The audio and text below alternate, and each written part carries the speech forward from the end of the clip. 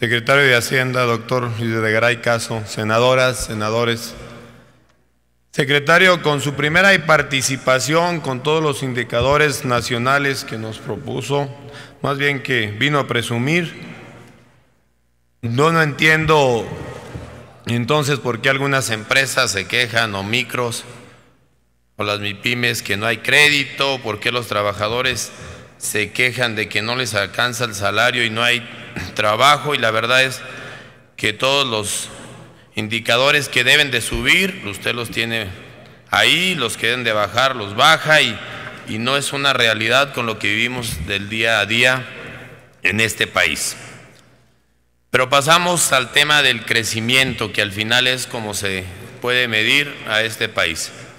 El nuevo paquete económico presentado para este ejercicio del 2016 efectivamente no contiene nuevos impuestos, ni tampoco propone incrementar los existentes o disminuir ningún tratamiento fiscal.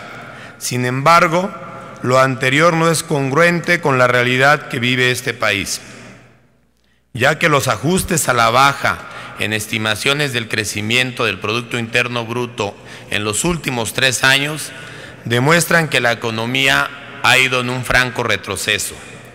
Y uno de los principales factores que afecta este retroceso sin duda es aquella reforma fiscal del 2014. Basta recordar que en el 2014 se estimó un crecimiento de 3.9 y el real fue de 2.1, una diferencia de 1.8 que significa que hubo un error en la estimación del 46% en el año.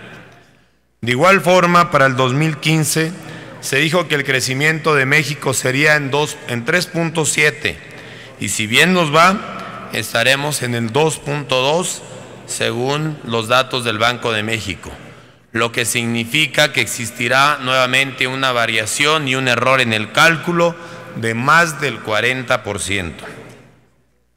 Lamentablemente, hoy en día hay una mayor recaudación.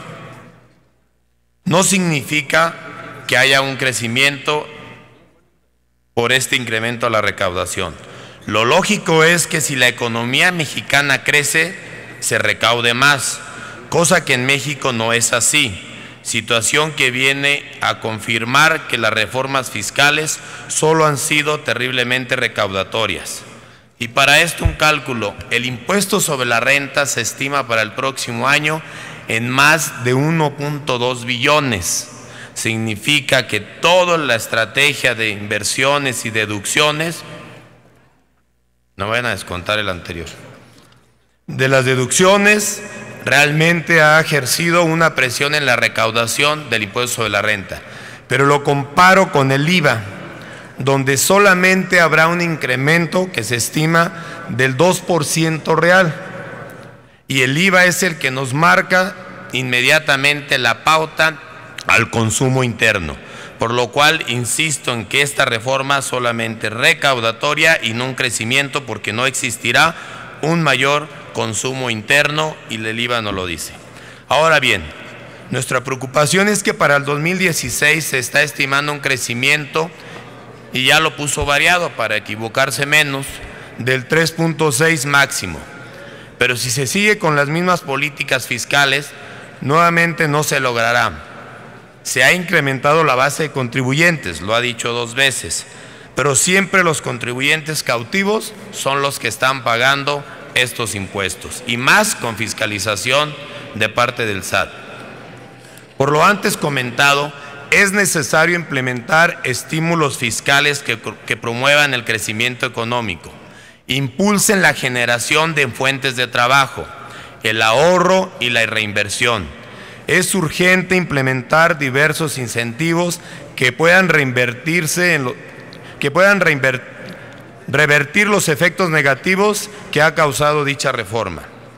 Sin duda esperamos que en este paquete económico asuma un sentido de colaboración y de autocrítica, para que en conjunto el Gobierno federal y el Poder Legislativo podamos aprobar un paquete en más del 5%, apoya a las MIPYMES y beneficia a las clases trabajadoras de nuestro país. Con aval del Grupo Parlamentario del PAN, he presentado diversas iniciativas fiscales que coadyuvarán a fortalecer un crecimiento. Está demostrado que los estímulos fiscales tienen una injerencia directa en el crecimiento del país. Y como ejemplo tenemos los últimos 3 años del presidente Felipe Calderón, en los que se obtuvo un crecimiento del Producto Interno Bruto en un promedio de más del 4%, porcentaje logrado sin reforma fiscal, sin reforma financiera, sin reforma de telecomunicaciones, sin reforma energética, pero sí con varios estímulos fiscales, como le recuerdo algunos, por ejemplo. Concluya, señor senador. Menores tasas impositivas, mayores deducciones en inversiones y en trabajadores. Concluyo con estas 4 preguntas, señor secretario. La primera, ¿por qué se sugiere solamente implementar una deducción inmediata de la inversión limitada a ciertos contribuyentes y con un límite de tiempo? Algo de lo que usted está convencido y el Consejo Coordinador Empresarial de que sería un gran estímulo fiscal. 2. ¿No cree que tener mayores estímulos a los trabajadores podríamos generar mayor consumo y para hacerle deducible toda la nómina a los patrones? 3. En materia del impuesto especial sobre productos y servicios, el IEPS, es indispensable que por favor nos diga la banda, los mínimos y máximos para poder establecer el precio de las gasolinas el próximo año. El Partido Acción Nacional presentó una iniciativa para poder fluctuar ya el precio de la gasolina el próximo año, algo que coincide con lo de usted, pero que nos dé más datos. Y la última fue en relación a la comparecencia del secretario de Educación.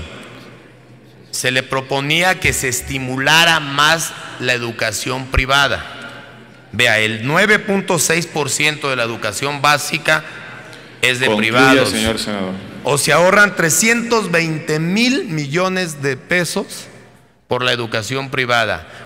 No es un tema de la Secretaría de Educación, es un tema fiscal. Usted sabe todas las barreras que tienen los colegios en tema de educación privada y que le están haciendo un favor al sector público. ¿Es cuánto? Gracias, senador Orozco. Con respecto a las estimaciones de crecimiento, la estimación de crecimiento para este año, o mejor dicho, para el año 2016, está basada en las estimaciones que tenía el promedio de los analistas del sector privado al momento en que presentamos el paquete, el 8 de septiembre.